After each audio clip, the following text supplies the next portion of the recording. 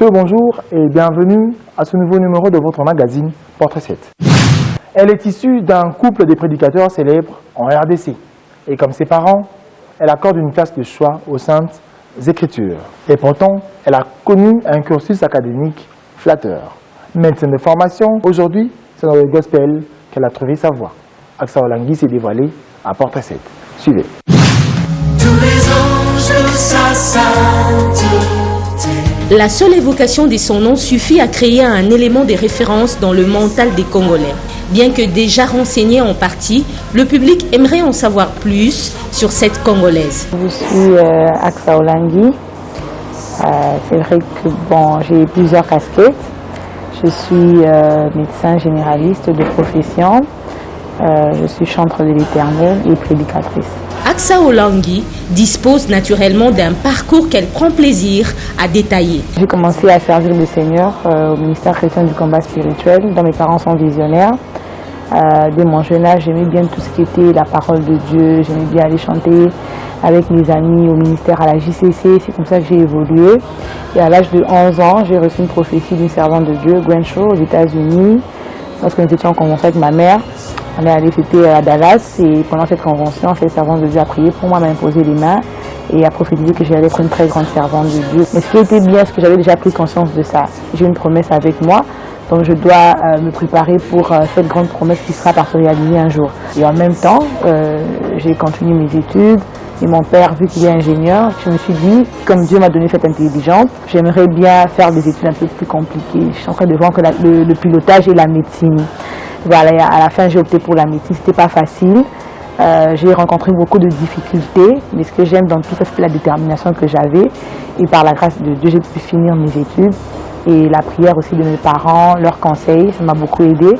Et aujourd'hui, je suis médecin par la grâce de Dieu. Celle-là qui a reçu une prophétie l'ayant amenée aux États-Unis d'Amérique et qui s'est vue amenée à prêcher par la suite, a une appréciation par rapport au mois de la femme et à la parité. Je suis premièrement pour la parité, mais ce n'est pas dans tous les domaines. Dans un domaine précis, je pense que c'est l'homme qui est le chef de la maison. Quand Dieu est en train de faire sa chirurgie, en train d'unir deux personnes, il fait en sorte que les deux deviennent un seul corps, une seule chair, mais avec une seule tête qui est l'homme. Donc dans le foyer, dans la famille, c'est l'homme qui est le chef de la maison. C'est comme ça que Dieu a créé les choses pour qu'il y ait de l'ordre. Mais en dehors du foyer, de la maison, de la famille, la femme peut faire tout ce qu'un homme peut faire. Parce que la Bible déclare que lorsque tu étais une masse informe, dans le sein de ta mère, je t'avais choisi, je t'avais établi, et je t'avais établi prophète de nation. Donc, tel que nous sommes là, hommes, femmes, filles, garçons, étant dans le sein de nos mères, Dieu nous donne des missions, il nous donne des talents, des dons. Connaître le Seigneur semble être pour l'interlocutrice le fondement d'une vie des familles épanouies. On parle de la famille lorsque tout le monde voit les choses de la même manière, et surtout si le soubassement est Jésus. Parce que la Bible déclare que celui qui ne bâtit pas la maison, celui qui l'a bâti en vain.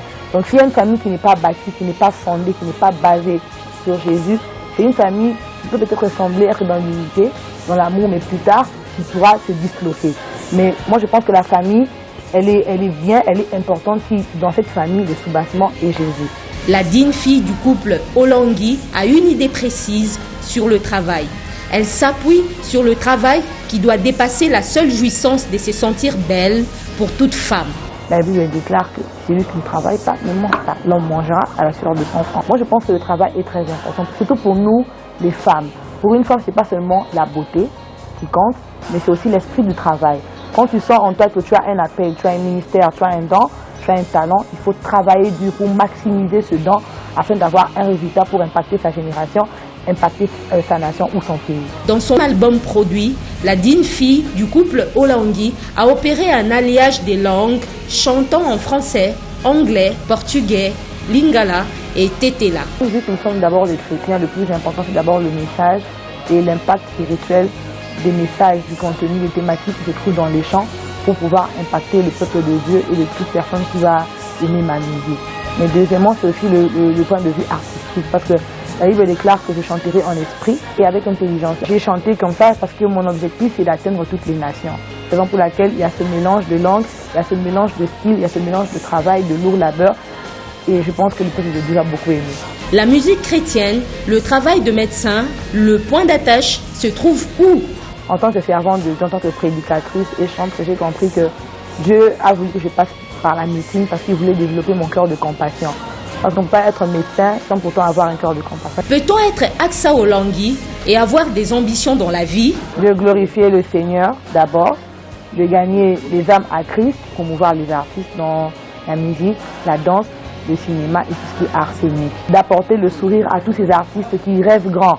Prier de formuler des conseils pour les femmes congolaises en général, Aksa Olangui n'a pu s'en détourner. Premièrement, c'est de comprendre sa destinée, de comprendre le but pour lequel Dieu nous a envoyés sur cette terre, de prendre ça en possession et de faire un effort de réaliser cette mission. Mais pour bien la réaliser, il faut être en connexion permanente avec le Créateur, le chef de mission qui t'a envoyé sur cette terre. Et le seul moyen, pour ceux qui ne connaissent pas encore le Seigneur, c'est de donner leur vie à Christ, de devenir des chrétiens pour développer une relation permanente avec le Créateur pour mieux accomplir votre destinée sur la terre.